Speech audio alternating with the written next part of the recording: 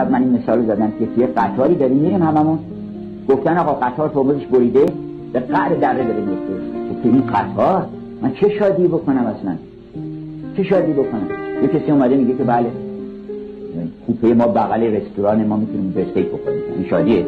توی همچه قطاری آدم میتونه شادی بکنه؟ یه دونستان مثلا دارن بازی میکنن، یه دونستان شطرنج بازی میکنن، یه دیگه که بله من فلانی رو پیدا کردم چه کم ازش گرفتم. یه اون که میگه که ما کوپه 4 نفریمون 6 نفریمون 4 نفری کردن یه جای بهتر بزنن. اصلا بهتری وجود نداره اینجا. یه همچین قطاری که یه همچین خبر هولناکی دادن که دادن دیگه گفتن آقا میمیره همتون، میره تا برسه به قعر درده. بعد از خبری خبر مهم تو این قطار چیه؟ تمام خبرگزاری‌ها بیان اونجا باطله. هر خبری بدن که فلانجا سقوط کرد، فلانجا رفت پایین، دلار اومد بالا اومد پایین، تمام اینا باطله. اینا یک پول سیاه نمیارزه خبرها. هیچ خبری اهمیت نداره، فقط یه خبر تو این قطار اهمیت داره. اون یه نفر دیگه آقا کی گفتن چیزی؟